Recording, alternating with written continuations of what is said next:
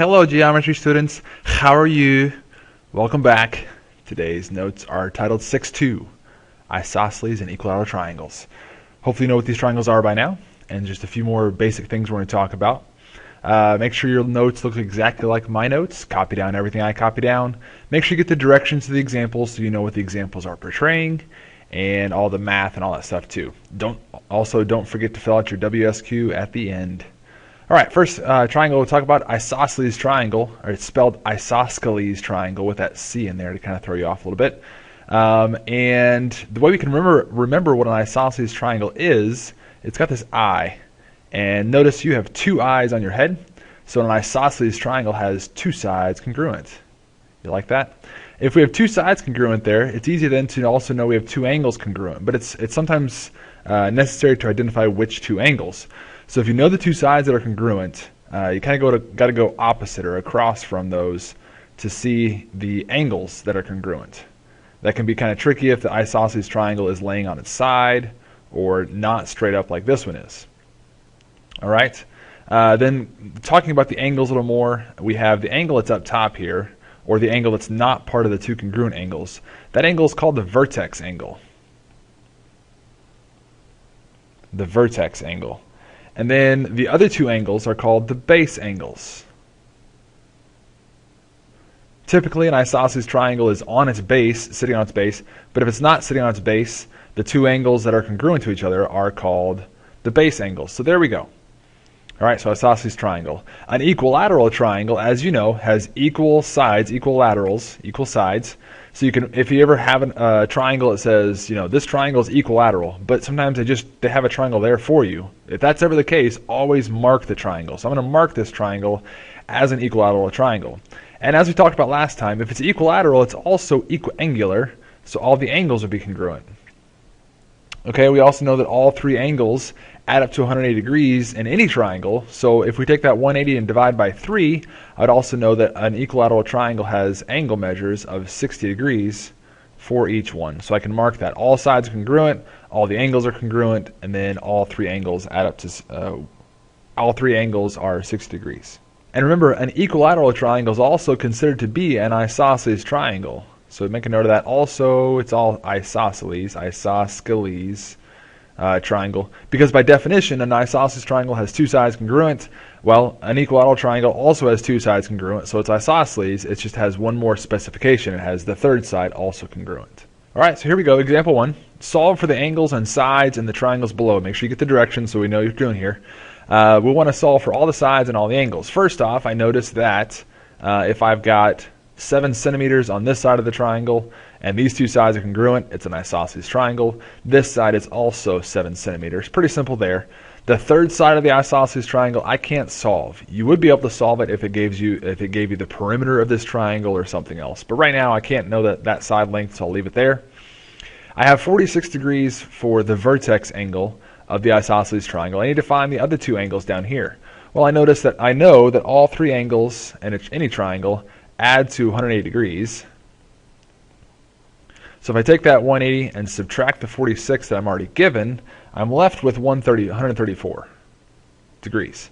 All right, so that would mean the sum of the two base angles is 134 degrees. Okay, so if both of these angles are 134, I want to find just one of them by themselves. I take that 134 then and divide by 2. So one angle is equal to 134 divided by 2, and that'll give me a value of 67 degrees. So each one of these angles then is 67 degrees. And again, all three angles do add up to 180 degrees.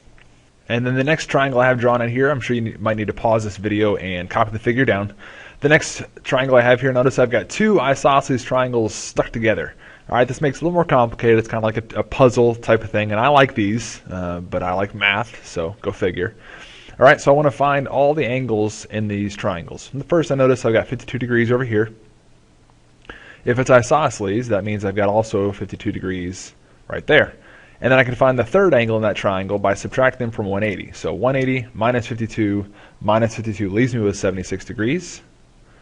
All right, and then there's two different ways I can jump this triangle over here. The most popular one, or the easiest way I see, is if this is 76 degrees, the angle is supplementary right next to it because it's a linear pair. They're on the same line.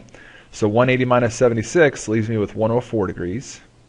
And then if I want to find both these base angles, I could take 180 minus the 104, and I get 76 again. And they're going to be equal. They're both going to be congruent here. So 76 divided by 2 leaves me with 38 degrees here.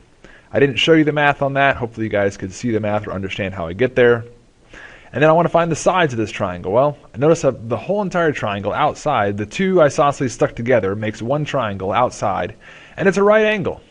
So that right angle I know is 90 degree angles by itself, and the 52 and 38 equals 90, so that's good. But if I have a right triangle, I can use my Pythagorean theorem to solve for this third side there. So I can take a squared plus b squared and set it equal to c squared all the time. And my two sides, my two legs of the triangle are 6 and 8. So I've got 6 squared plus 8 squared equals side c squared. Make sure you solve the Pythagorean theorem like this.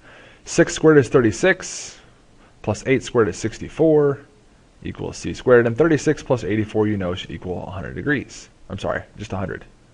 So 100 equals c squared. I want to solve for just one c by itself, so take the square root of both sides.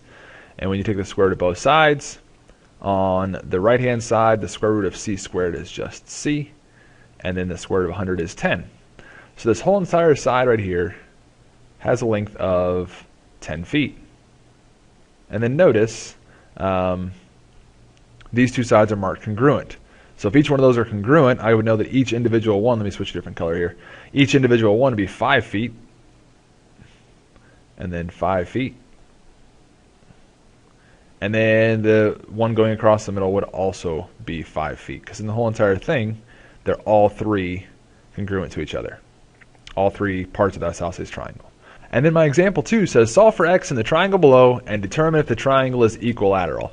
I will know if it's equilateral if all sides are equal. So I need to find out each one. Well, I can see that this triangle is isosceles first off. And being that it's isosceles, I could say that 3x minus 4 is equal to 2x plus 5. Hopefully you'll see that. All right, so I'm going to solve for x, subtract 2x from both sides. So I've got x minus 4 equals just a 5. And then I'm going to add 4 to both sides to see that the value of x is 9. So if the value of x is 9, I can then plug it back in for all three sides of the triangle to see, in fact, is this triangle equilateral. So 3 times 9 minus 4 is going to get me 23. And then 2 times 9 plus 5 better get me 23. 2 times 5 is 18. 18 plus 5 is 23. Good. I know I did this problem correct because both of those sides should be congruent. And then 4 times 9 gets me 36. Well, 36 is not the same as 23, so no, this triangle is not equilateral. So x equals 9, and no, it's not equilateral. All right, hopefully that makes sense. Isosceles and equilateral triangles. We'll practice more tomorrow. Have a great day.